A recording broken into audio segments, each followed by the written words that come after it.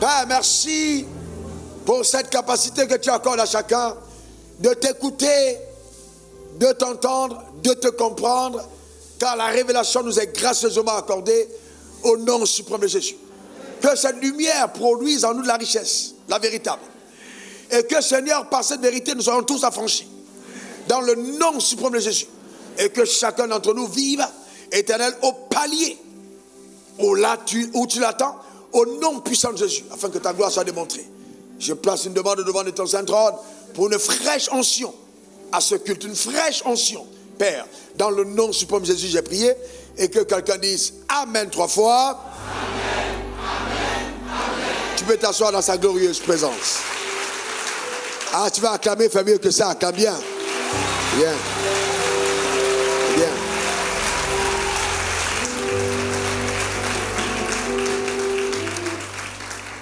Douze grâces qu'Abraham, Isaac et Jacob avaient en commun et qu'il te faut, ou alors qu'il me faut, puisque tu écris pour toi, avoir. Galates 3, verset 7. Reconnaissez donc que ce sont ceux qui ont la foi qui sont fils d'Abraham. Galates 3, verset 29. Si vous êtes à Christ, vous êtes donc la postérité d'Abraham, héritier selon la promesse. Donc, Dieu dit de toi et de moi, qui avons eu la foi en Jésus, que nous sommes devenus des fils d'Abraham. Et que nous avons un héritage en Abraham, notre Père. Eh bien, une chose qui a échappé à l'Église pendant longtemps, c'est cette vérité que j'énonce en peu de mots. En Christ Jésus, nous avons l'héritage du ciel. Et en Abraham, nous avons l'héritage de la terre. En Christ Jésus, nous avons l'héritage du ciel. Et en Abraham, nous avons l'héritage de la terre. Parce que vous devez bien comprendre que Jésus donne accès au ciel. Mais celui qui nous lègue l'héritage de la terre, c'est Abraham, notre Père. Et la Bible dit, reconnaissez donc que ceux qui ont la foi sont des fils d'Abraham. C'est souvent troublant pour beaucoup de personnes. Mais comment vais-je me référer à Abraham? Tu le comprendras. Tu comprendras bien. Eh bien, tu comprendras profondément que ta vie avec Dieu se réfère à Abraham. Oui, elle se réfère à Abraham. Regardez ce qui est écrit dans Genèse 22, versets 15 à 18, parce qu'il est souvent important que nous ayons pleine connaissance de la vérité. L'ange de l'Éternel, ça c'est le jour où Abraham a apporté son fils unique Isaac à Dieu. Et qu'après 3 jours de marche sur la montagne, Dieu va s'adresser à Abraham en lui disant, l'ange appelait une seconde fois Abraham des cieux et dit, je le jure par moi-même, parole de l'Éternel, parce que tu as fait cela et que tu ne m'as pas refusé ton fils, ton unique, je te bénirai et je multiplierai ta postérité comme les étoiles et comme le sable qui est sur le bord de la mer, et ta postérité possédera les portes de tes ennemis. Revenons dans Galates 3, verset 29. Il a dit quoi? Je bénirai ta postérité. Dans Galates 3, verset 29, qui est cette postérité? La Bible dit, si vous êtes à Christ, vous êtes dans là. Vous êtes là. Donc, quand Dieu a parlé à Abraham, de qui parlait-il? Non, réponds-moi bien. Il dit, si vous êtes à Christ, lève ta main si tu es à Christ. La Bible dit, vous êtes donc, remettez-moi le texte s'il vous plaît, vous êtes donc la postérité d'Abraham. Vous êtes la postérité d'Abraham, héritier selon la promesse. Maintenant, selon quelle promesse? Revenons à la promesse. Ramenez le texte de Genèse 22. La Bible dit, je te bénirai et je multiplierai ta postérité. Il s'agit de qui? De toi.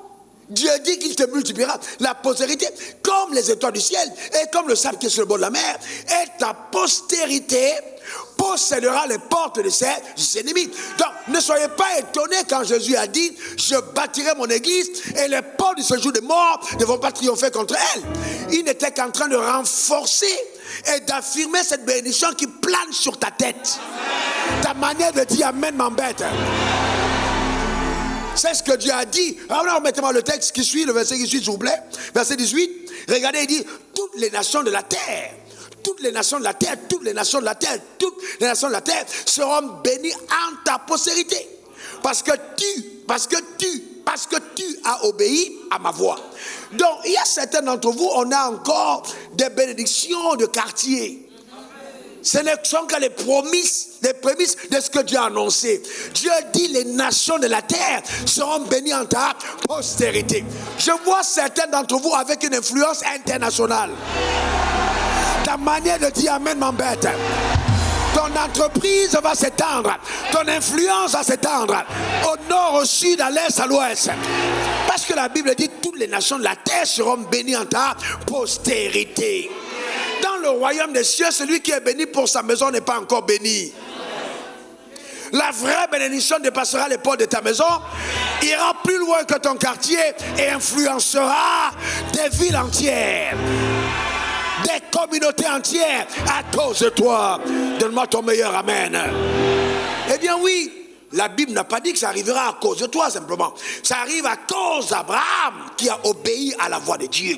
Donc il y a un héritage terrible qui est rattaché à ton identité d'enfant de Dieu.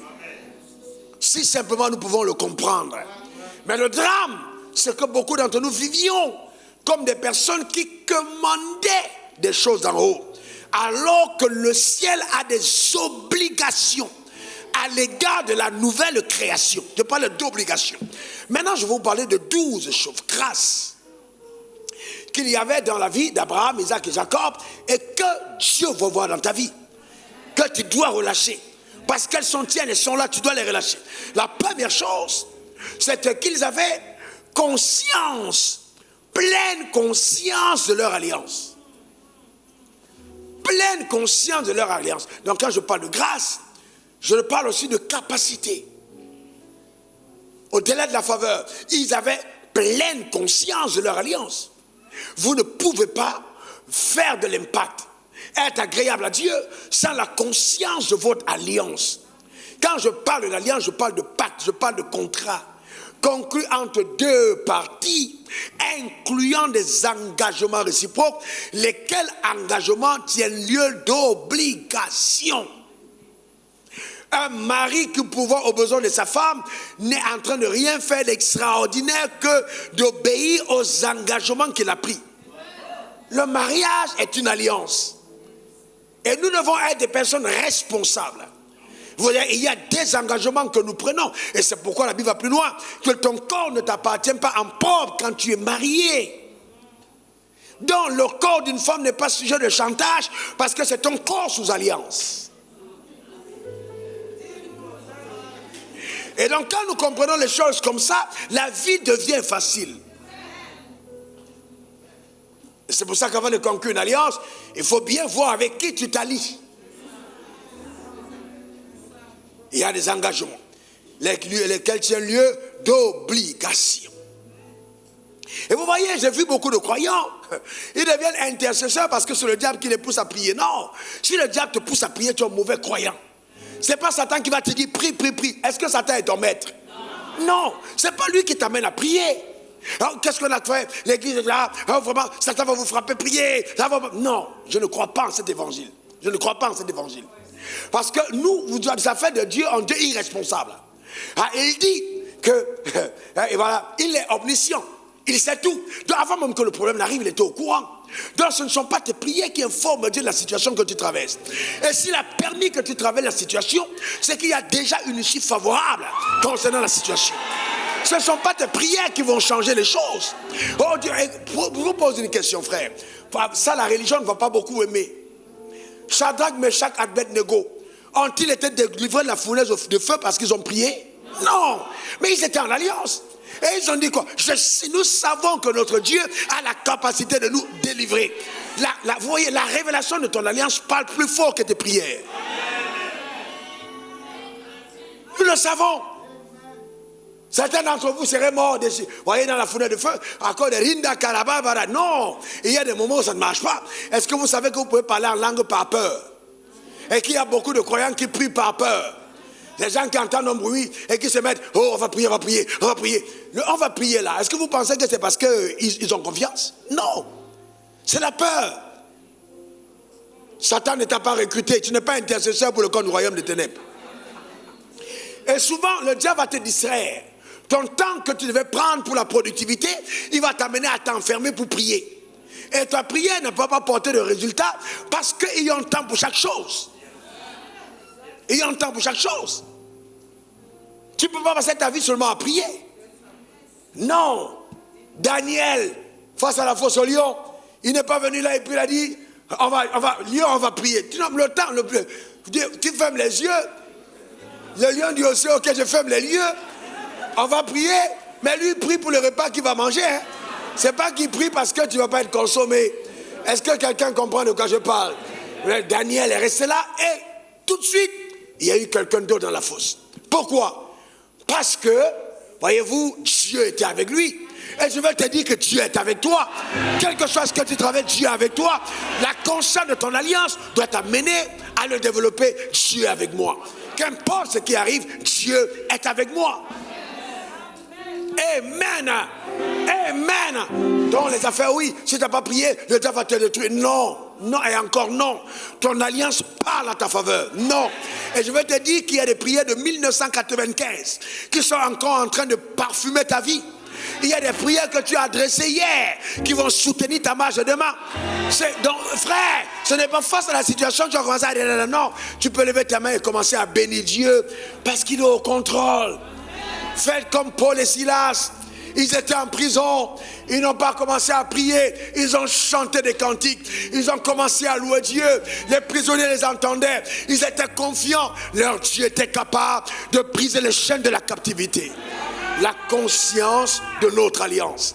Dieu ne te laissera pas tomber. Il ne te laissera pas tomber. Il ne te laissera pas tomber. Il faut être conscient de ton alliance. Et c'est pourquoi, dans les temps de crise, il y a des petites choses qui sont très fortes que tu peux rappeler à Dieu. Père, je te rends grâce de ce que toutes les fois que tu m'as demandé de faire telle chose, j'ai été obéissant. Il n'y a aucune raison. C'est-à-dire, il n'y a pas de raison pour laquelle une situation comme celle-là pourrait m'emporter. Je te fais confiance. Ta fidélité à l'alliance, c'est un paraclet. Une énorme protection. Parce que toi, tu as été fidèle, tu sais. Et tu marches, tu continues. Et même, il peut arriver que même dans ton infidélité, il demeure fidèle à ton égard. Son alliance parle en ta faveur. 2, ils ont eu la grâce d'être tous des personnes de visitation divine. Ils ont expérimenté des visitations divines. Quelqu'un dit après moi, visitation divine. Encore. Vous voyez, Dieu est apparu plusieurs fois à Abraham. Et la première fois qu'il est apparu à Abraham, Abraham ne savait pas prier. Abraham était juste encore dans la maison de son père. Dieu lui dit, quitte ton pays, t'appartiens à la maison de ton père. C'était là une grâce exceptionnelle qui était communiquée à Abraham. Abraham est parti après une visitation. Dieu est apparu aussi à Isaac. Et après, il est apparu à Jacob. Donc, tous ont été, voyez-vous, dans des visitations extraordinaires. Donc, tu ne peux pas marcher avec Dieu sans avoir été visité par Dieu. Je déclare établi sur ta vie que le Dieu que tu sers te visitera de façon tangible au nom suprême de Jésus. Donne-moi le meilleur des amens. Certains d'entre vous, ce sera par des songes, par des visions. Arrête d'avoir les songes où c'est un chien noir qui te poursuit, ou c'est une chauve-souris qui est en train de planer. Non, ce n'est pas le type de songe qui te concerne. Tu fais ce genre de rêve, tu te lèves le matin, tu condamnes, tu annules. N'attends pas d'arriver à l'église. Tu dis, Satan, ça ne fait pas partie de mon agenda. Car je connais les projets que Dieu a formés pour moi. Les projets de paix et non de malheur. Donne-moi le meilleur des amens. Dis encore amen. Tu as la possibilité d'anéantir les desseins de l'ennemi. Amen. Dieu te parlera comme il a parlé à Joseph. Il te visitera, il te montrera les choses à venir, il te parlera des responsabilités qui sont tiennes, il te parlera du rôle que tu as joué dans la société, il te parlera de tout ce que tu devras faire pour lui, il te visitera. Frère, que ce ne soit pas la parole de ton pasteur qui te mette en mission. Au-delà de la parole du pasteur, qu'il y ait une visitation de Dieu. Que Dieu te visite, que Dieu t'apparaisse, que Dieu te parle de façon tangible. Mes brebis entendent ma voix. C'est l'heure de la visitation. Chacun doit être visité par son Dieu. Amen. Quand vous êtes visité par Dieu, vous n'êtes pas manipulable. Et c'est là que Dieu devient ton Dieu, parce qu'il t'a rendu visite.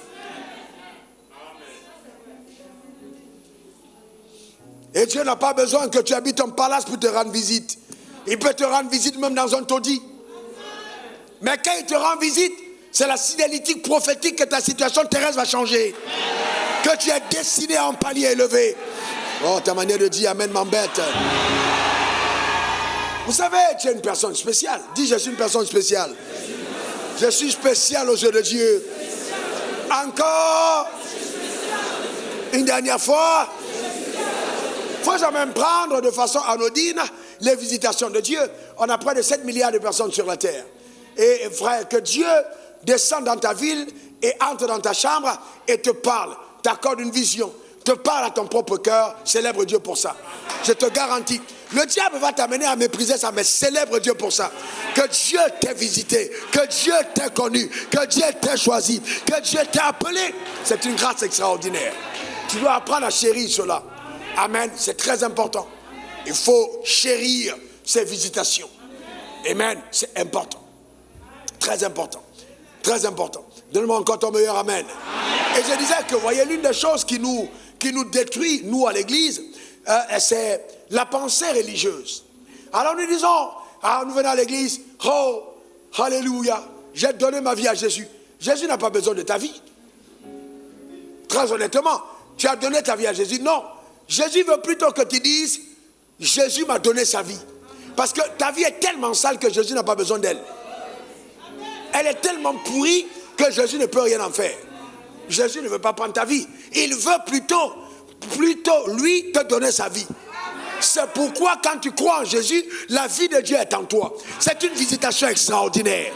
Oui, Jean 1,12, à tous ceux qui l'ont reçu, à ceux qui croient en son nom, il leur a donné le pouvoir de devenir enfants de Dieu. Jean 10, je suis venu afin que les brebis aient la vie et qu'elles soient dans l'abondance. Dieu te donne sa vie. Reçois la vie de Dieu infusée en toi dans le nom suprême de Jésus. Et donc, tant que tu as pris conscience de la vie divine en toi, ça change totalement même ta manière d'agir. Parce que ce n'est plus toi, c'est la vie de Dieu qui est en toi. Donc là, il y a question de chromosome, de ADN. Voyez-vous, en toi. De la génétique en toi, de ton cœur qui a changé, des capacités divines en toi. C'est une visitation. C'est une visitation. Une visitation pour une transformation, pour une vie d'ascension et de distinction. Amen. C'est ce que Dieu fait. Ah, mets ta main sur ton cœur et dis, Seigneur, merci pour la vie qui est en moi.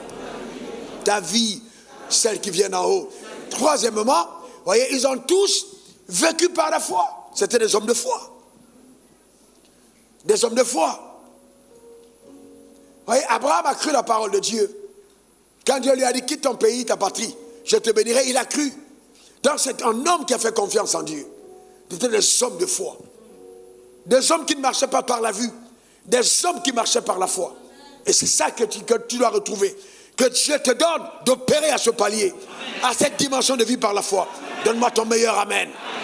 Oui, comment un homme âgé de 100 ans et la femme 90 ans, déclaré par la science, hermétiquement fermé, impossible d'avoir un enfant, cet homme à 100 ans avec sa même femme, ont eu un enfant appelé Isaac. Il faut avoir la foi pour atteindre cette dimension. Et vous voyez, nous chérissons ça. Nous bénissons le fait qu'elle ait eu un enfant à 90 ans. Mais ce n'est pas ça que Dieu chérit le plus. Parce que ce miracle n'était pas le plus important. Le plus important, c'est que ce fils allait devenir à 33 ans. c'est le plus important, c'est qu'à 33 ans, et le père âgé de 133 ans allait prendre ce fils qu'il a eu dans sa vieillesse et aller apporter à la montagne de Dieu pour dire, Dieu, je te donne ce fils. Ça, c'est la foi. Ça, c'est la foi. Qu'un homme âgé de 133 ans marche avec un fils et dit, Seigneur, tout ce que tu veux de moi, je te le donne. Je suis prêt à mourir pour toi. Tout ce que tu demandes, prends. Tu demandes ce fils, je te le donne. D'ailleurs, tu m'as dit, quand lui sera nommé une grande postérité, dans tous les cas, s'il meurt, tu as le pouvoir de le ramener à la vie. Et que par la foi, Abraham a établi la résurrection qui n'existait pas encore. Ça, c'est fort. C'est très, très fort. Parce que nous pensons religieusement que Dieu est le Père de la résurrection. Non, c'est Abraham le Père de la résurrection. C'est Abraham qui a établi la résurrection. C'est Abraham qui a donné à Dieu la possibilité, qui a ouvert les vannes de la résurrection, en pensant que Dieu était capable de le ressusciter. Et donc c'est important que tu le comprennes. Et c'est pour ça que Dieu, quand il a reçu ce fils, il a juré te concernant. Donc que Dieu te donne de marcher par la foi. C'est par cette même foi qu'Isaac, dans une terre aride, sans pluie, crise économique, pendant que tout le monde est en train de migrer pour aller vers un autre pays, il entend la voix de Dieu qui lui dit, hé, mon jeune homme, reste là, ton cas est spécial. Ne bouge pas comme les autres, reste ici. Je veux démontrer par ta vie que la bénédiction n'est pas fonction de la localisation. Que je suis capable de transformer les terres les plus arides en terres fertiles. Reste là. Et Isaac est resté parce que son cas était spécial. Beaucoup de personnes appelleraient ça faveur. Quelqu'un dit faveur. Quelqu'un dit encore faveur. Eh bien oui, même si c'était une faveur, elle n'était pas imméritée. Cette faveur sur la vie d'Isaac était la conséquence d'une alliance qui soutenait sa vie par Abraham. Parce que Dieu avait juré à Abraham en disant, ta postérité, voyez-vous, sera comme les étoiles du ciel. Donc à partir de ce moment, la vie d'Isaac ne pouvait pas ressembler à la vie des autres parce qu'il était la postérité.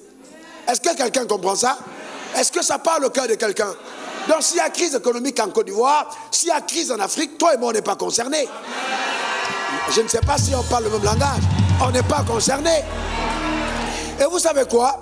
On n'est pas concerné simplement parce qu'il y a une parole qui est engagée et qui soutient notre vie. Donc, suis-moi bien. Ce n'est pas tant toi qui veux que les choses marchent. Dieu veut plus que toi 1 milliard de fois. Parce que si ça ne marche pas, il est trouvé menteur. Donc il va tout faire qui va converger vers ta personne afin que la parole qu'il a donnée sous serment à Abraham soit accomplie dans la vie de celui qui est reconnu comme son fils. Et c'est dans ce sens que la Bible dit, reconnaissez donc que ceux qui ont la foi sont des fils d'Abraham. Donc si Dieu le dit, c'est que lui-même il doit le reconnaître.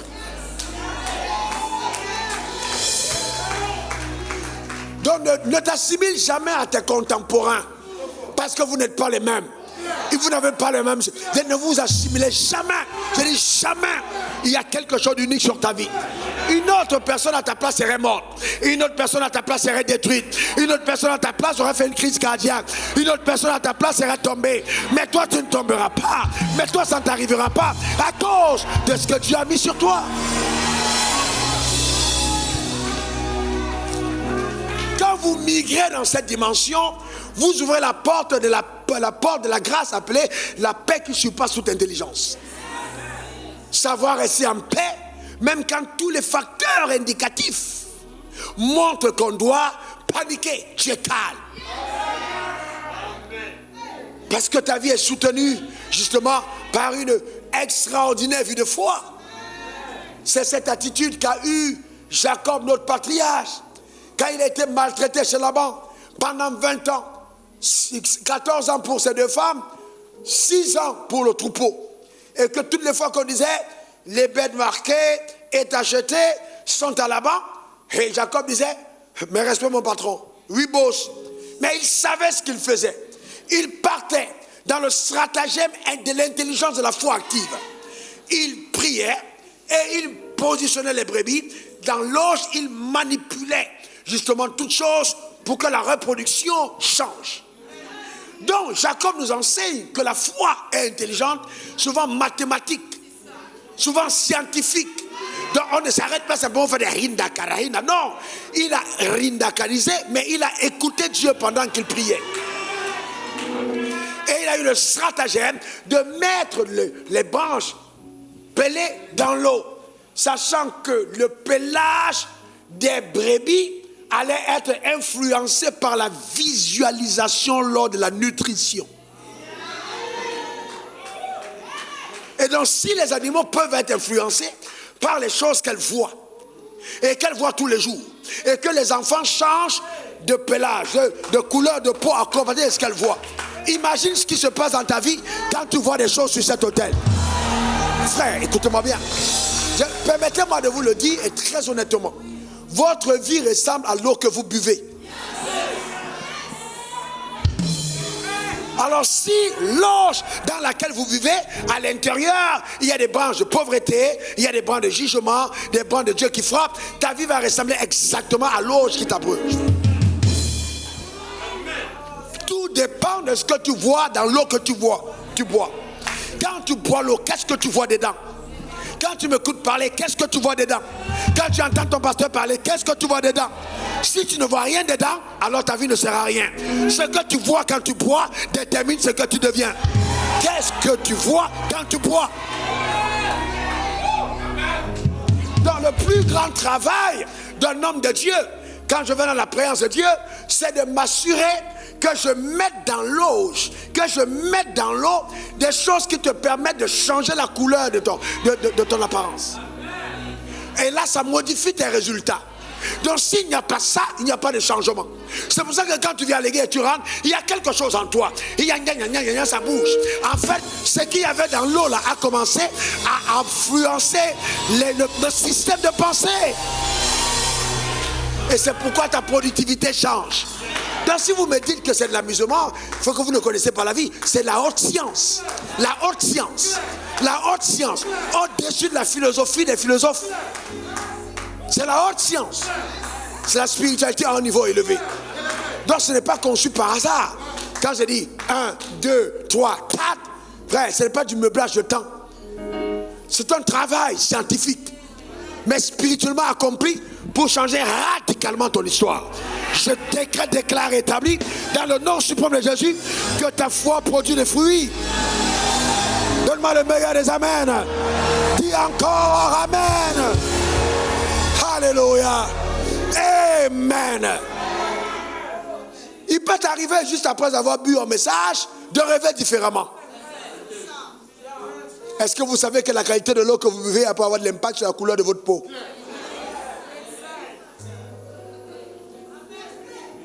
Ah, je rajeunis, c'est normal, c'est l'eau. Il faut faire attention, donc c'est la foi. La foi appelle les choses qui ne sont pas comme si elles étaient. La foi te donne les choses qui ne sont pas encore arrivées à visibilité. Tu commences à les voir, à les imaginer, à penser qu'elles arrivent au jour meilleur à venir. Ça c'est énorme, c'est fantastique, c'est énorme. C'est énorme. C'est dans ce sens que la Bible dit l'espérance en Dieu ne déçoit jamais. C'est énorme. Est-ce que vous savez que ce qui détruit une femme dans son ménage, c'est le manque d'espérance en son foyer? C'est pas tant le mari, c'est que quand elle regarde comme ça, elle ne voit rien arriver. Et elle dit, je peux faire partie. Un jour, une femme m'a dit quelque chose qui m'a enseigné la façon la plus élevée. Elle était en train de vouloir quitter son mari. Et quand elle m'a parlé, j'ai dit, quel est ton problème? Elle dit, j'aurais aimé même qu'il me mente. Il n'y a pas d'avenir. On tourne en rond, il n'y a pas d'avenir. Matin, midi, même chose à faire. J'ai dit, avenir comment? Mais qui me mente, je sais que c'est dur, mais qui me mente au moins même que dans 2 ans, on va aller en vacances. Dans 3 ans, on va voyager. Dans 4 ans, au moins, on va aller faire le shopping à Londres. Mais là, on est toujours là. Même parler le langage qui me dit que ça va être meilleur, je n'entends pas, je ne peux plus continuer.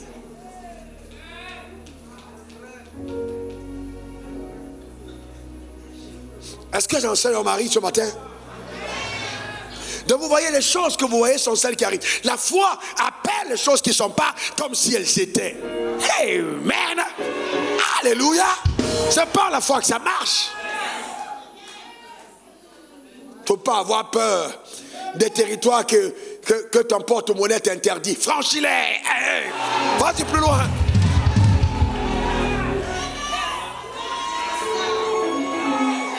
Ton porte-monnaie te dit non, tu ne peux faire le shopping que dans la zone de...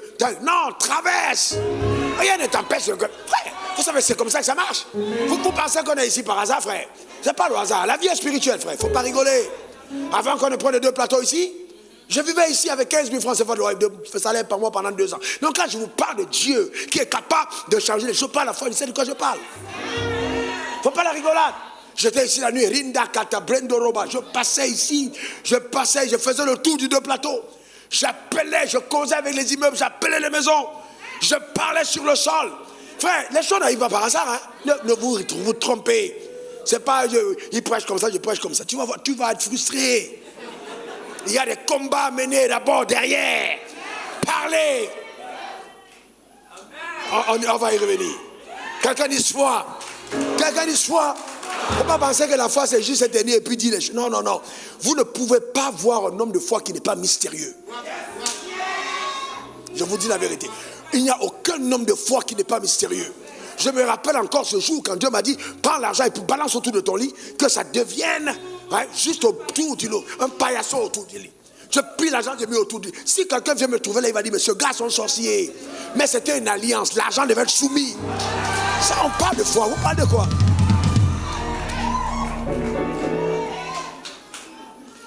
Quelqu'un dit foi, encore foi.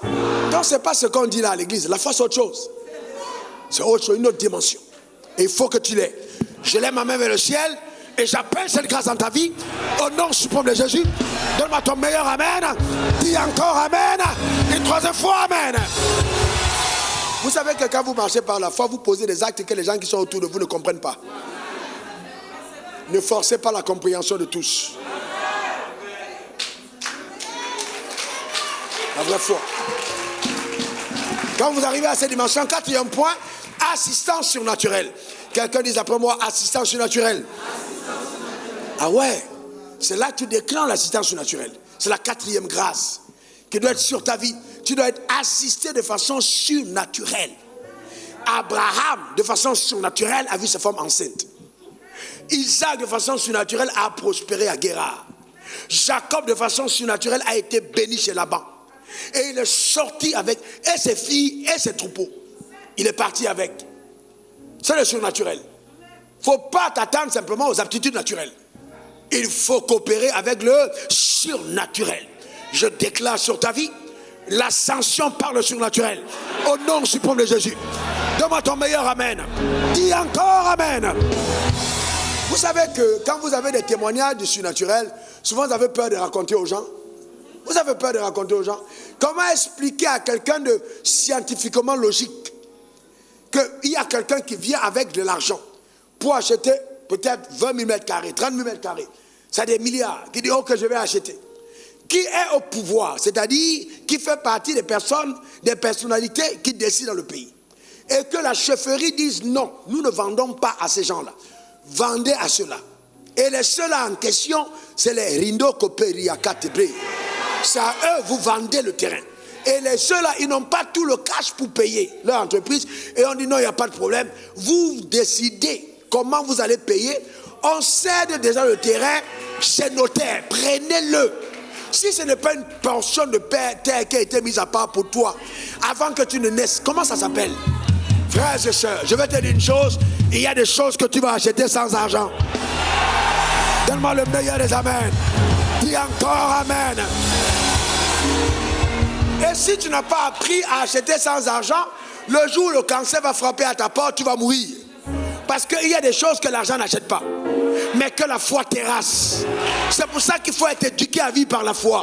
Avoir des possessions que l'argent ne donne pas. Dans la classification des richesses, je donne cet enseignement probablement en fin d'année ou en début d'année prochaine. Je mets l'argent aujourd'hui en lutte entre la 5e et la 7e. Et en toute logique, et c'est vrai, ça n'atterrit que là-bas. Parce que si vous passez l'argent en premier, vous faussez tout. L'argent n'est pas la première richesse. Non. Non, non, non, non, non. Et donc, nous ne devons pas du surnaturel. Le surnaturel existe. Je me rappelle, j'étais à Bordeaux. prophète Sosthène Mombadi, dans son église, et je prêchais. Et je parlais surnaturel. Vous savez, je parle de foi. Une femme blanche, si c'était une noire, on va dire, ils sont arrangés. Blanche, que je ne connais pas. Je n'avais jamais été à Bordeaux avant. Elle est partie chez elle, elle voulait changer le drap. Elle tire les draps, l'argent est caché dans les draps de réchange. Une liasse de l'argent en euros caché dedans. Caché dans les draps. Elle commence à crier. Elle n'a jamais vu ça. Mais parce que Dieu voulait montrer que le surnaturel existe. Une autre femme assise à l'église lutte avec ses 1000 euros. Lutte avec ses 1000 euros. À la dernière minute, elle prend les 1000 euros, elle pose dans le panier. Je ne faisais pas d'appel de fonds, je vous fais rappeler. Je parlais de Dieu. Et Dieu parlait à ton cœur de ce qu'il veut te dire. Parce que quand on écoute Dieu, chacun écoute et Dieu parle à chacun. Dès qu'elle a donné ces 1000 euros l'après-midi, la femme qui était à côté d'elle luttait avec la clé de sa voiture. Elle lui dit, je ne peux plus me retenir. Dieu m'a dit, donnez ma voiture. C'est ce qu'on appelle le surnaturel. Vous pensez à pouvoir... Il y a des choses que ton argent ne peut pas acheter, mais que les transactions spirituelles t'accorderont dans le nom suprême de Jésus. Dis encore Amen. Dis encore Amen. Dis encore Amen. Il y a des connexions divines surnaturelles, des rencontres surnaturelles, des amours surnaturels. Allez demander à David qu'est-ce qu'il a pour que Jonathan l'aime. Expliquez-moi ça.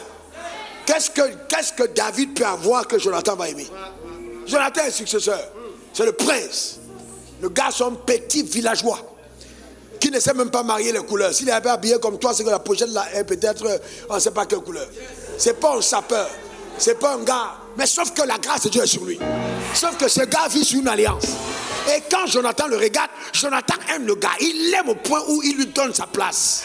Hey, que Dieu te fasse rencontrer les Jonathan de ta destinée au nom suprême de Jésus. Donne-moi le meilleur des Amen. Dis Amen. Frère, écoutez-moi bien. Il y a des gens que vous rencontrez, vous les aimez. Ça n'a rien à voir avec rien. Vous les aimez. Il y a quelque chose qui se passe en vous. C'est divin. Ce sont des connexions. Ce sont des rencontres que Dieu programme, que Dieu établit. Et elles font partie des richesses du royaume. Les richesses du royaume. Les gens qui t'embrassent d'un saint baiser. Un saint baiser. Et qui t'aiment vraiment. Sans calcul. C'est devenu très rare, mais ça existe. Des connexions divines. Que Dieu t'en donne.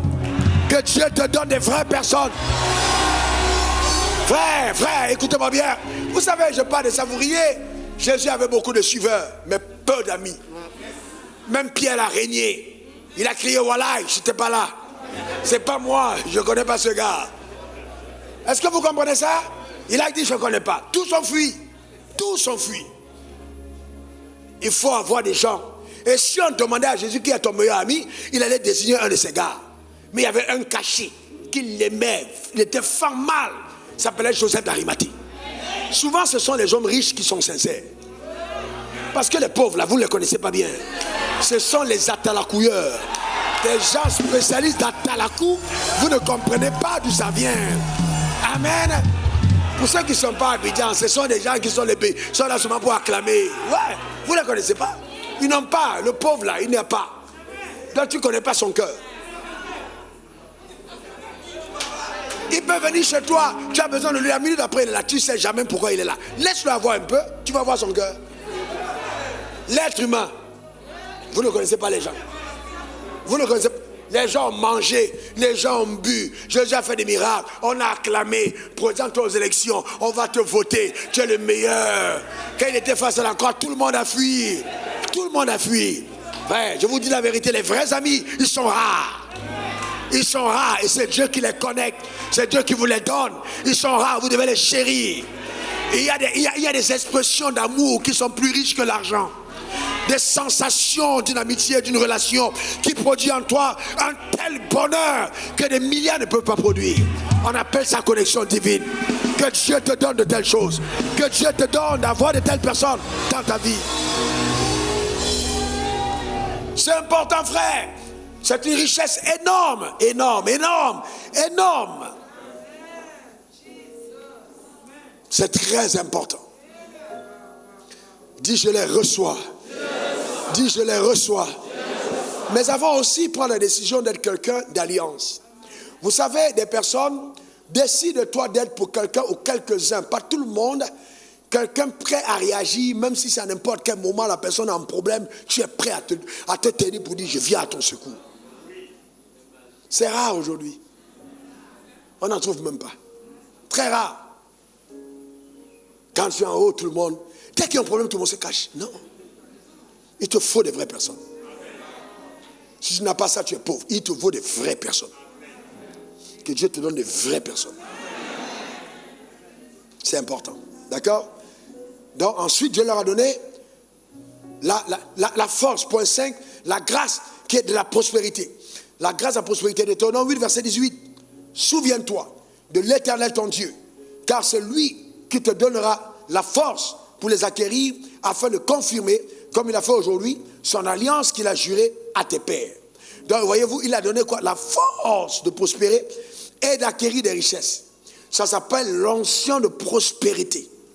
Cette onction existe, elle existe véritablement. Donc, Dieu te l'accorde.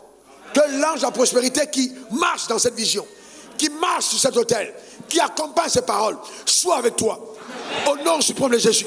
Qu'il intervienne en ta faveur. Que celui qui a marché avec nos pères Abraham, Isaac et Jacob marche avec ta vie dans le nom suprême de Jésus. Pour faire réussir tes entreprises. Donne-moi ton meilleur amen. Dis encore amen. Et vous savez, pendant que je parle, Dieu te délivre de la malédiction. Écoute-moi bien, ne sois pas pressé. La malédiction de la richesse dans la vieillesse.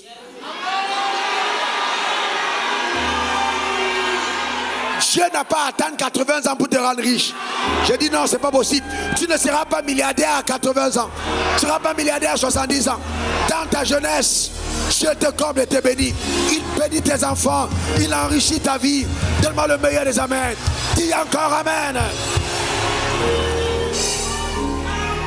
Ça, c'est une malédiction qu'on a en Afrique. Quand quelqu'un est béni à 35 ans, c'est la magie. Comment on garde son âge? Voyons, on garde son âge. Regardez tout ce qu'il a. Frère, Jésus est mort avant 35 ans. Dans 35 ans, tu es déjà vieux.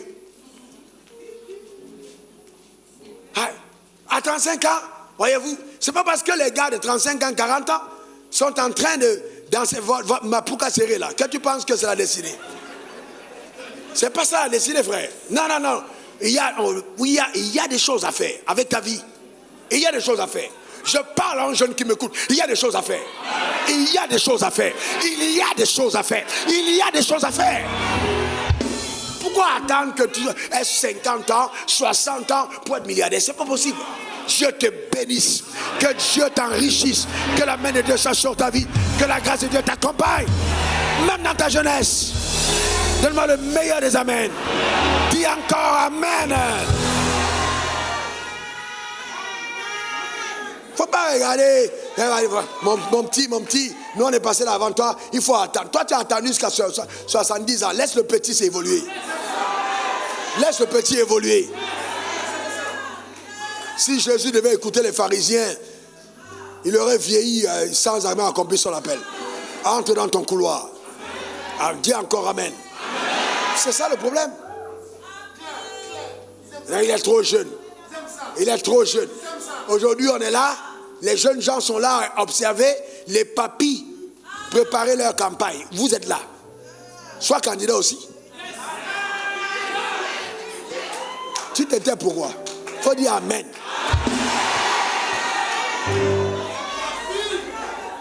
C'est quoi cette histoire-là? Vous savez, c'est une malédiction de l'Afrique. Malédiction. C'est les vieillards, les vieillards. Les vieillards sont là toujours vieux. Et tous les jeunes sont là. À quel âge tu vas te lever? À quel âge tu vas accomplir tes rêves?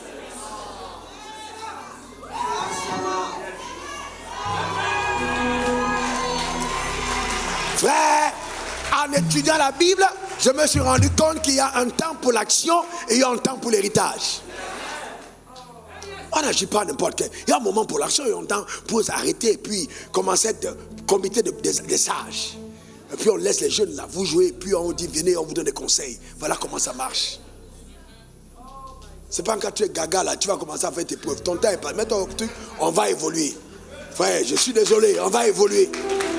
Non, écoutez, je ne parle pas politique, mais je parle de la politique d'action du royaume des cieux. qui a un impact sur la politique, la gestion des hommes. Dieu, c'est comme ça qu'il agit. Et il y a un temps, il y a une saison. Ne vis pas dans le passé. Et c'est ça le problème que nous avons en Afrique. C'est ça le vrai problème. Où est passée la jeunesse? Tu attends d'être vieux pour être béni. En tout cas, moi, ce n'est pas mon partage. Toi, si tu veux, c'est ton partage. 6, ils avaient la grâce des entreprises fleurissantes. Leurs entreprises étaient fleurissantes. Fleurissantes. Fleurissantes. Voyons un petit garçon de moins de 40 ans qui va se mettre là, il va réunir tous les Africains. Venez vous asseoir autour de moi, je vais vous parler. Ça, c'est une malédiction. Et puis on est là, on vient d'écouter un petit qui est là, il vous écoute. Et puis toute l'Afrique est là à écouter. Un petit gars qui parle là, et puis tout. Mais frère, bon, j'ai du respect pour lui, mais frère, il faut quand même que quelque part. Hein? Et puis on commence à dire, non, vraiment, il faut que les Français nous libèrent. Toi-même, tu ne te libères pas. Et puis tu commences à dire, les Français te libèrent. Les Français te libèrent comment? Tu ne peux pas te libérer toi-même? Les Français nous libèrent. C'est incroyable. La mentalité qu'on a, c'est terrible, vraiment. Je vous dis la vérité. C'est choquant, hein? Vous arrivez dans un hôtel, vous êtes là, le blanc est là, le noir. Le blanc même, il est plus en panne que toi. Mais le respect qu'on lui accorde, c'est-à-dire, en fait, normalement, écoutez, je vais vous parler maintenant franchement. Écoutez-moi bien. Quand vous arrivez dans un endroit, si vous êtes dans un avion et que vous êtes en première, et quelqu'un en classe éco, il n'a pas rêvé que vous avez le même traitement. Ton billet d'avion donne obligation, même au pilote, si tu as un problème, qu'en urgence, on intervienne pour toi. C'est qu'elle n'a pas la même chose en éco. Il y a un type de service. Ça n'a pas la couleur de la peau. C'est ton billet. Donc, arriver dans un endroit et que vous mettez le noir dans cet environnement, vous mettez un blanc en écho. Si le noir tousse en première et le blanc tousse en écho, il va laisser la première, il va courir en écho pour aller voir le blanc. Mais ça prouve qu'il y a un problème. Et il y a quelque chose qui ne va pas. Parce que celui qui doit être là traité, c'est lui qui a payé pour. Mais tu laisses ton propre frère pour aller suivre derrière. Je ne suis pas quelqu'un contre la couleur. Non. Mais je suis sur le fait de la rectification de la mentalité. Il faut rectifier. Ah non, les blancs vous aiment. Mais si vous donnez avantage à quelqu'un, il en prend. Quoi depuis normal? Je viens chez toi, tu me donnes les meilleures assiettes que celles que tu ne donnes pas à ton mari. Ton mari est fâché. Moi, je ne connais pas pourquoi vous avez des palabres. Ce n'est pas moi qui ai demandé à la femme, donne les meilleures assiettes au pasteur. Je ne savais pas que c'est les meilleures assiettes. Moi, je mange dans ce que tu me donnes. Après, vous aurez votre palabre à la maison. Et je n'étais pas là. Vous comprenez ce que je suis en train de dire? Voyez-vous? Vous comprenez ça? C'est très important. Donc, entreprise florissante. Tu dois fleurir dans ce que tu touches, tu dois prospérer. Tu dois croire à la capacité de Dieu de t'amener loin, de prendre ta main, de te conduire très loin. Tes entreprises doivent fleurir. Celles d'Abraham ont fleuri, celles d'Isaac ont fleuri, celles de Jacob ont fleuri, et les tiennes fleurissent aussi, au nom suprême de Jésus. 7e, la grâce de la bénédiction. La grâce de la bénédiction, la bénédiction. Amen. Dieu a béni Abraham. Dieu a béni Isaac. Isaac a béni Jacob. Ça marche ainsi. Il faut être béni. La bénédiction crée des prédispositions favorables.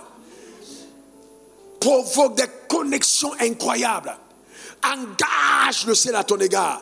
Déclenche des mécanismes d'orchestration favorables. Pour te propulser sur la rampe de la scène de l'événement au moment T de ton exploit. Te préserve de tous les intrus, de toutes les attaques. C'est ce qu'on appelle la bénédiction.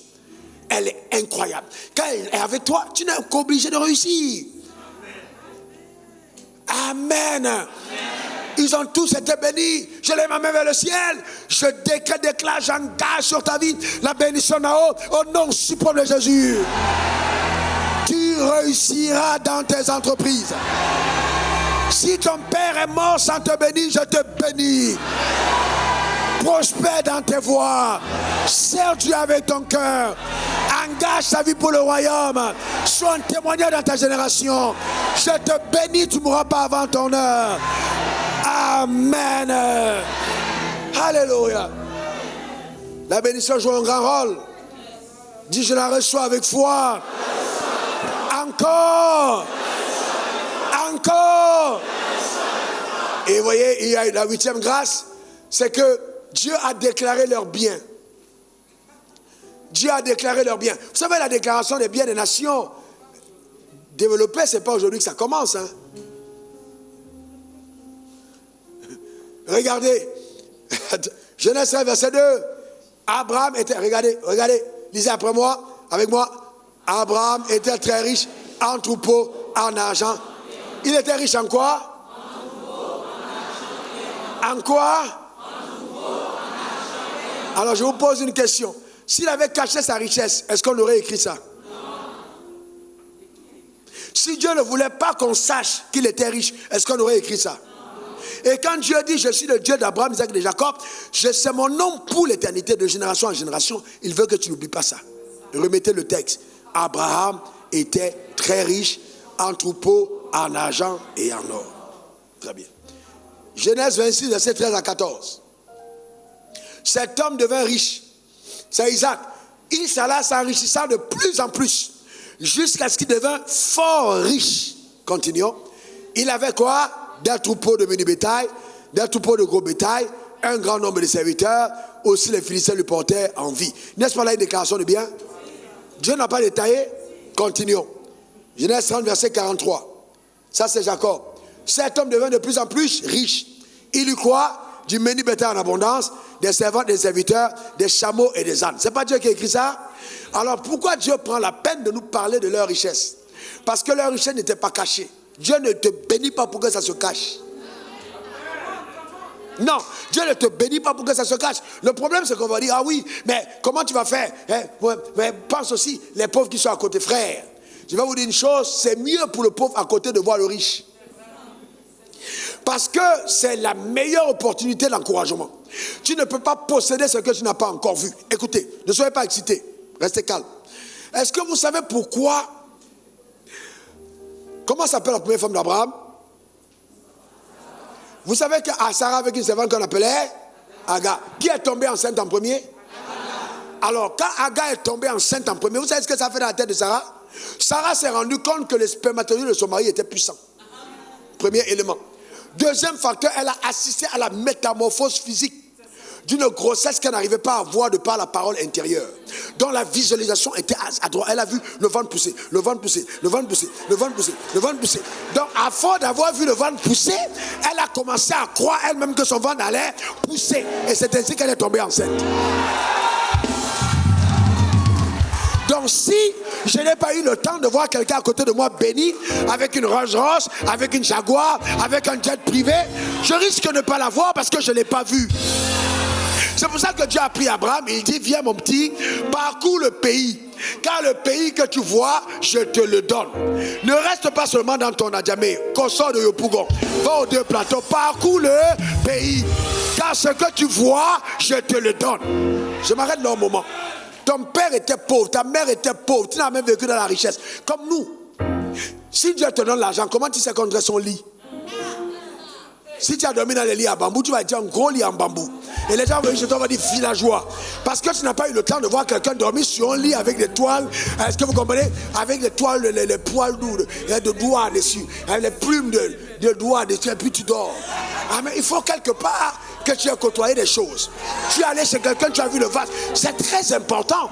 Parce que ce que tu vois va influencer ta manière de devenir plus tard. Ah, mais quelqu'un comprend ça? Est-ce que quelqu'un comprend? C'est normal. Donc quand Sarah a regardé, elle a vu Agar, dit, le ventre pousse. Dans sa tête, son propre ventre a fini par pousser. Et la jalousie du fait qu'elle voulait, elle aussi, un enfant, a provoqué sa foi à un niveau élevé. C'est pour ça que la Bible dit, provoquez-vous les uns les autres par de bonnes œuvres. Donc si ton frère est béni, c'est bon. Et puis en plus, ça fait quand même que tu vois comment un homme riche marche. Comment un homme riche parle. Comment une femme riche se comporte. Ah, si tu viens à Abidjan, c'est elle comporte ça. Est-ce que quelqu'un comprend de quoi je parle? Mais je parle de la richesse du royaume des cieux. Que Dieu te bénisse richement. qu'il t'accorde tout ce que ton cœur désire, dans le nom suprême de Jésus. Donne-moi le meilleur des amen. Dis encore amen. Comment étant pauvre tu peux exprimer ton amour à Dieu? Il y a des gens qui pleurent à l'église. Ils pleurent parce qu'ils sont pauvres. Ils disent, oh si j'avais l'argent, Dieu, si j'avais l'argent. Le pasteur Wafo n'allait plus prêcher de cette manière. Oh si j'avais l'argent, papa. Oh il est obligé de faire si culte, papa. Il pleure mais il ne peut rien faire. Il n'a pas la situation de Joseph d'Arimathée. Lui il pouvait aller demander le corps du Seigneur pour mettre dans le tombeau parce qu'il avait un tombeau. Pierre ne pouvait pas. La prophétie d'enterrer Jésus dans un tombeau ne pouvait pas s'accomplir par Pierre. Quelle que soit la volonté de Pierre. Pierre n'avait pas de tombeau, il était pauvre. Il ne pouvait pas avoir un tombeau pour Jésus. Est-ce que quelqu'un comprend ça? Quel que soit l'amour de Jean, il ne pouvait pas. Il pouvait garder la mer, mais il ne pouvait pas avoir le tombeau. Il fallait un Joseph d'Arimathée. Donc il est temps pour certains d'entre nous d'amener les rêves de Dieu en manifestation. Parce que...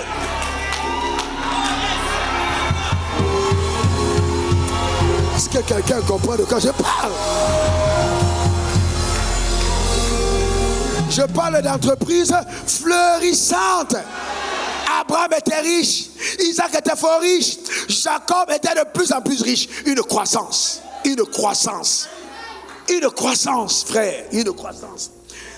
Jusqu'à ce que Dieu m'expliqua par sa sagesse la plus élevée que la compréhension de sa pensée n'est possible que dans l'état de richesse. Parce que la Bible n'a pas été écrite par un Dieu pauvre, a été écrite par un Dieu riche. Donc quand le riche prend la plume, il y a l'expression écrite de sa pensée, il y a la psychologie de la pensée. Donc le texte de la parole de Dieu est d'abord le logos qui est écrit, ce que tout le monde voit, mais le réma qui est la pensée derrière le logos, qui est incarné par quelqu'un qui est riche et qui n'a jamais été pauvre, qui a dit vous aurez toujours les pauvres avec vous, pas avec nous, vous. Vous comprenez? Avec vous aurez toujours avec vous les pauvres, pas avec nous, vous. C'est ce qu'il a dit. C'est le grand Dieu qui est arrivé devant Zachée et dit mon gars, descends, tu es important, il faut me recevoir chez toi. Il a demandé à être reçu. Il a demandé une audience à domicile. Il a stoppé le convoi de campagne d'évangélisation pour aller manger chez Zachée. Frère, vous lisez la Bible, lisez-la bien. Il ne l'a fait jamais dans la maison d'un pauvre. Parce qu'il y avait là une solution à son équipe d'évangélisation. C'était une escale technique de ravitaillement. Il faut comprendre la pensée de Dieu. Ne restez pas là. Non, frère, en certain moment, il faut progresser. Il faut aller plus que ça. Et c'est ça qui met l'église en retard. Parce qu'on ne comprend pas la pensée de Dieu. Si tu savais quel était le don de Dieu, qu'est-ce qu'il y avait en toi, qu'est-ce que Dieu pouvait faire par ta vie. Si tu savais, frère. Pourquoi des moments il m'arrive de rester là et de pousser les cris. Si tu savais ce qui sommeille en toi, les immeubles, les entreprises, les terres, les compagnies, les bateaux. Si tu savais ce que Dieu met en toi, si tu savais le don que Dieu t'a fait, si tu savais. Il y a des choses incroyables, frère. Il arrivera à chacun d'entre nous, notez-le comme une prophétie, un jour où tu pleureras sur ta propre histoire. Pas parce que Dieu t'a déçu, mais parce qu'il t'a surpris au-delà de ce que tu pouvais imaginer. Tu vas pleurer sur ton histoire. Tu seras assis dans ton bureau de PDG ou de je sais pas quoi dans tes responsabilités, et puis soudainement les larmes commencent à couler.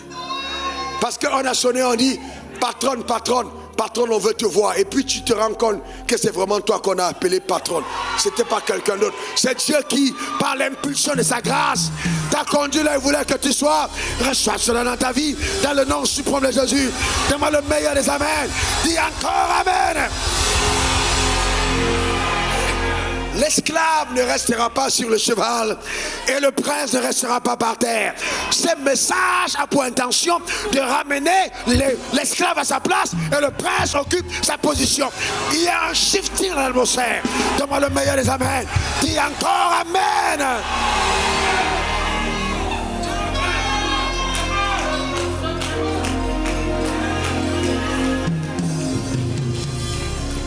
Frère, ce que je vous dis est dans la Bible. C'est écrit, je n'invente rien. Mais vous savez que vous ne pouvez pas avoir de telles richesses de la compréhension de Dieu si Dieu ne vous a pas parlé. Ce ne sont pas des choses qu'on lit, ce ne sont pas des choses qu'on écoute, ce sont des choses que Dieu révèle. Et Dieu le révèle pour toi. Parce que j'ai compris que je ne suis qu'un canal. un canal disposé pour ta vie. Dieu t'a mis là avec tes oreilles pour changer ton histoire par le discours qui vient du trône pour toi. C'est tout. Les choses que l'œil n'a point vues, que l'oreille n'a point entendues, qui ne sont point montées au cœur de l'homme, Dieu les révèle par son esprit à ceux qui l'aiment. Une autre dimension. Une autre dimension. Une autre dimension. Une autre dimension. Une autre dimension. Une autre dimension. Une autre dimension. Une autre dimension. Une autre dimension.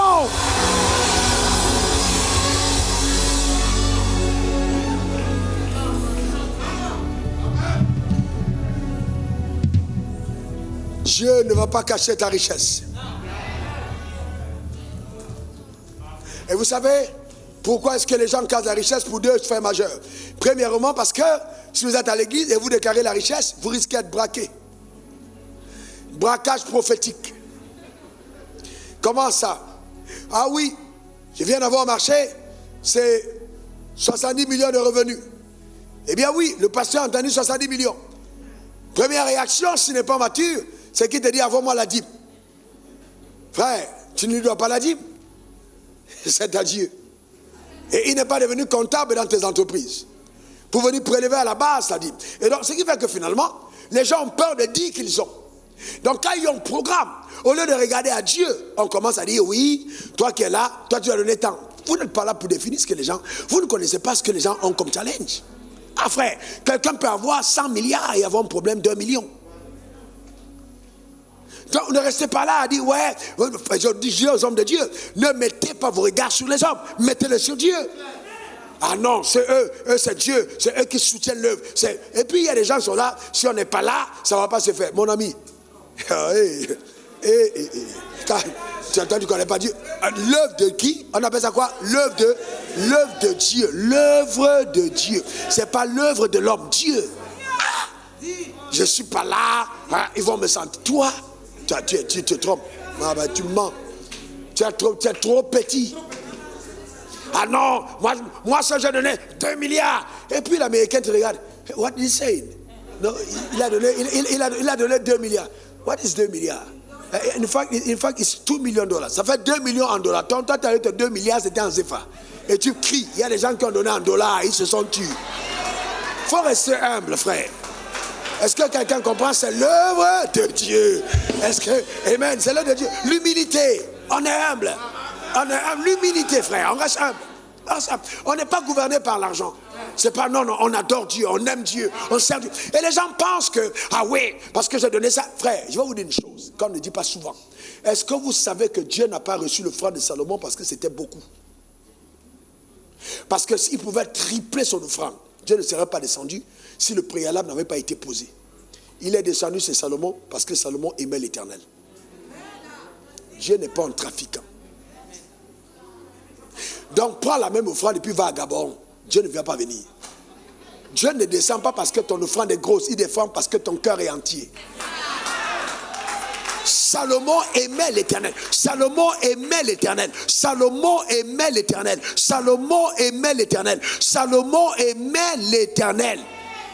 Il aimait Dieu. Donc Dieu aimait Salomon parce que Salomon aimait Dieu. Et dans son amour pour Dieu, il a amené 1000 holocaustes.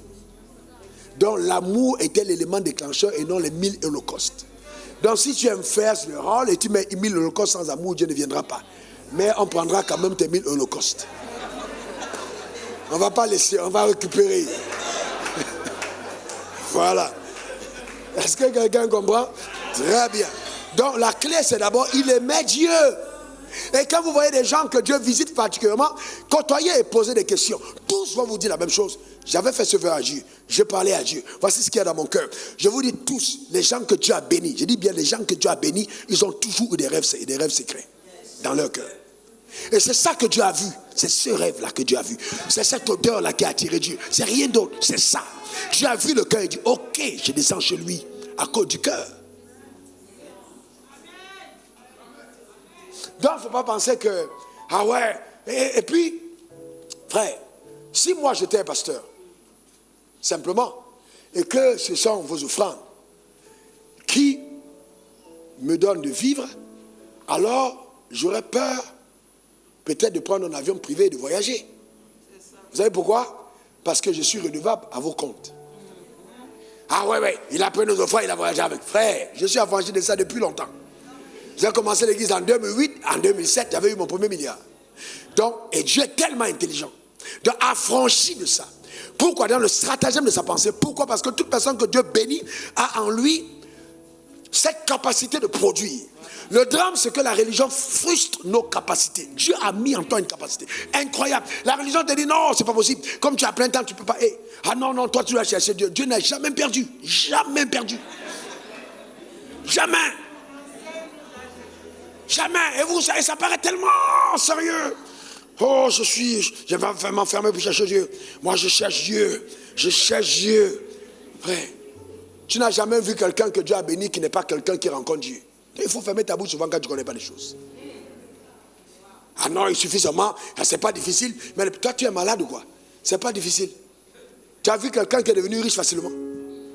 Il ne faut pas mépriser le couloir des autres parce que tu ne connais pas les batailles que les gens ont. Tu ne connais pas les batailles, tu ne connais pas. Il faut faire attention, respecte.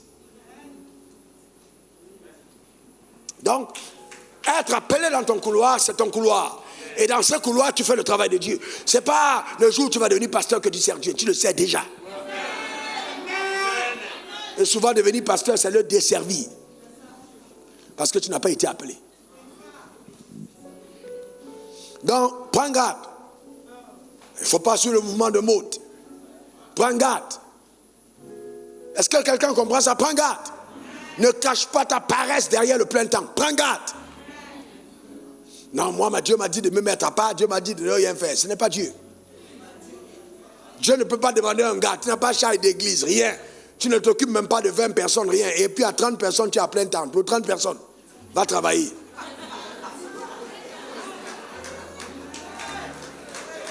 Il faut aller travailler. Le jour où Dieu aura besoin de toi à plein temps, il te dira, va d'abord travailler.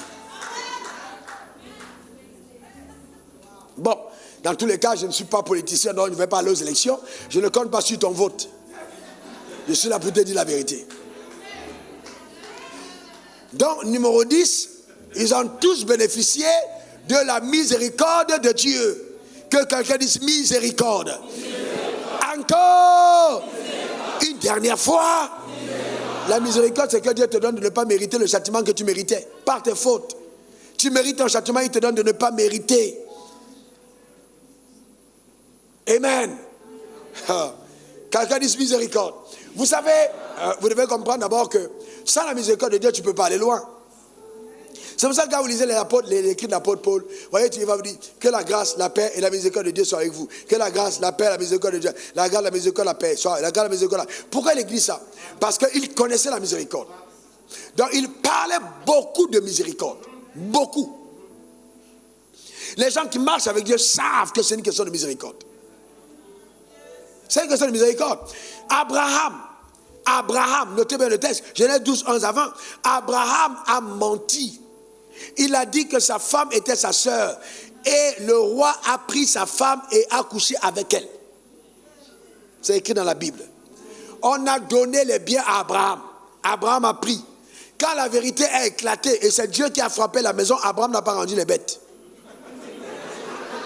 Il est quand même parti avec les bêtes qu'il a récupérées. Enfin, Abraham était fort quand même. Je ne sais pas comment il faisait avec Sarah après. Quand ils sont sortis de là, je ne sais pas comment ils vivaient ensemble. Ces gars étaient quand même très forts. Non, il faut être fort quand même.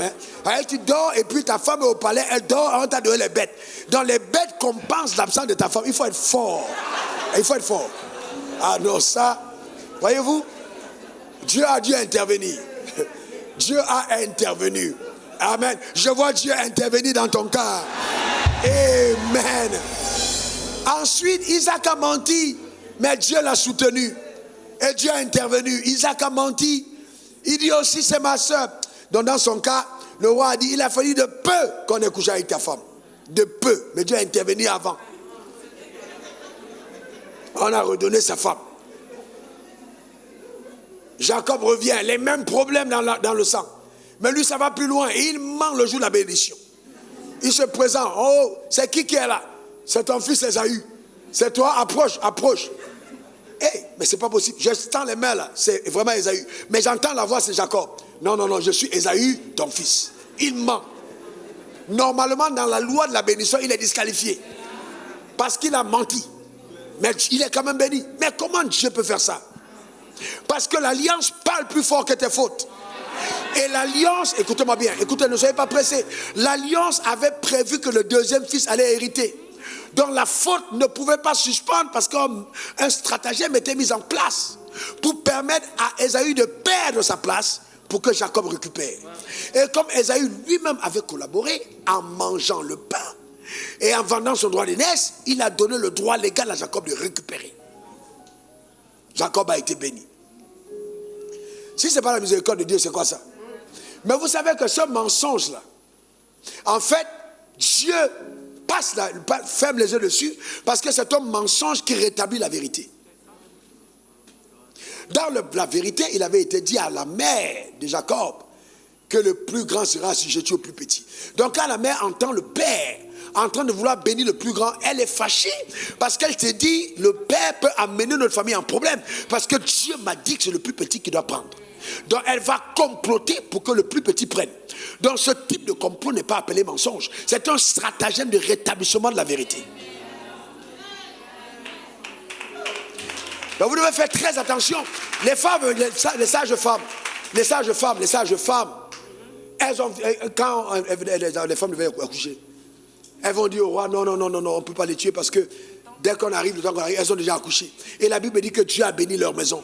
Comment Dieu peut bénir la maison des menteuses? Quand ton mensonge sert à la vérité, il n'est plus un mensonge. Dieu est souverain, donc faites attention. Il y a des batailles que les gens livrent. Quand l'apôtre Paul dit, à cause de la profondeur des révélations que j'ai eues, il y a un ange de Satan qui était là pour me souffleter dans la chair. Et j'ai prié 3 fois que vraiment cette situation s'arrête. Mais Dieu m'a dit non, ma grâce te suffit. Mais de quoi parle-t-il? D'autres parlent de maladie. Docteur de la parole, la maladie n'est pas dans la chair, elle est dans le corps. Nous parlons là de chair au niveau de l'ancienne nature. De quoi parle-t-il? De quoi souffrait-il tant? Où Satan venait souffleter. Et que Dieu lui a dit, je me glorifie dans tes faiblesses. Donc la faiblesse n'était pas une faiblesse physique. De quoi s'agissait-il? Est-ce que vous savez que dans votre marche avec Dieu, il y a des batailles et des combats? Dieu sait que vous luttez, mais il vous laisse vous battre. Et il veut voir en vous tous les jours cette détermination de ne jamais sombrer. De dire, je vais tenir ferme. Je ne vais pas me laisser abattre. Oui, je mentais, mais je ne mentirai plus. Il y a une lutte. C'est peut-être générationnel, mais tu dis, je vais triompher de ça. Et cette détermination que tu as à l'intérieur de toi, c'est ce qui fait que la grâce continue de couler. Parce que si finalement tu arrives el perfecto, alors à partir de ce moment-là, dans la perfection extrême, tu deviens toi-même sujet de glorification. Tu commences à penser que toutes ces choses arrivent parce que je suis le plus parfait. Parce que toutes les personnes qui vont scander leur perfection masquent et cachent leur faiblesse. Personne que Dieu a utilisé, depuis Genèse, Apocalypse, a été parfait. Personne. Je dis bien encore, personne. Le dénominateur commun, c'est le battement du cœur. À dire, je ne lâche pas l'affaire. Je reste attaché à Dieu. Je prends des moments de jeûne. Je prends des moments de prière. Je crie à Dieu. Oh Père, je veux continuer à t'aimer. Je vais être attaché à... C'est ça la clé avec Dieu. Ne jamais lâcher. Et dit, je vais y arriver. Et là, la miséricorde vient à ton secours. Et là, la Bible, vous voyez, c'est très important qu'on le comprenne. Comment ça marche? Sinon, le diable va te décourager. Ah ouais, le malheur atteindra souvent le juste, mais l'Éternel en délivrera toujours. Le juste tombera 7 fois, mais se relèvera 7 fois. Il peut arriver que c'est ton rendez-vous divin que tu as manqué. Combien de fois Dieu t'a convoqué pour te dire des choses et tu as raté le rendez-vous? Moi, ça m'est arrivé. Moi, votre pasteur, j'ai raté des rendez-vous avec Dieu parce que j'ai tardé sur le lit et j'ai appris chèrement. Les choses que Dieu a commencé à me dire, il a dit, lève-toi. J'ai dit, ok, ça ne laisse-moi 15 minutes, je vais me lever. Quand je me suis levé, il n'était plus là. J'ai crié après pour avoir ce trésor. Crié après à jeune. Et c'est bien plus tard qu'il est revenu me dire, voilà ce que je voulais te dire. Un jour, il m'a dit, si tu n'es pas prêt à laisser le plat de nourriture pour les choses que j'ai à te confier, tu es indigne du royaume. Ah ouais. Vous savez, le sacrifice que Dieu exige de nous, quelqu'un dit miséricorde. Quelqu'un dit miséricorde.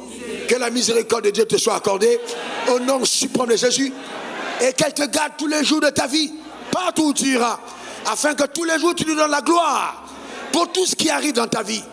Car un seul, je l'ai béni, un seul.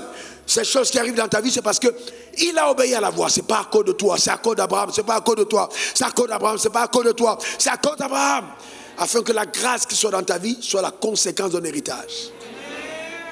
Venant directement d'Abraham. Ton amen m'embête. Ça va, tu es nourri? La parole te fait du bien? On peut clore maintenant avec le 12e point.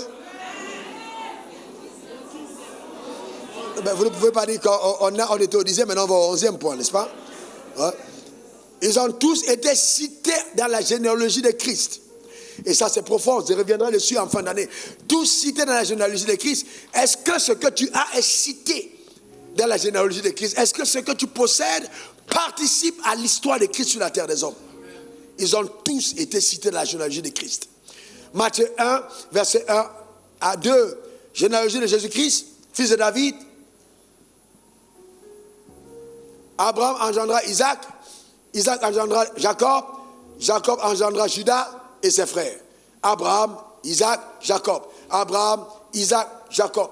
Dans l'arbre généalogique de Jésus, ils étaient tous cités. Stop, un moment. Comment Jésus peut-il accepter de naître de 3 personnes aux imperfections dont nous venons de voir?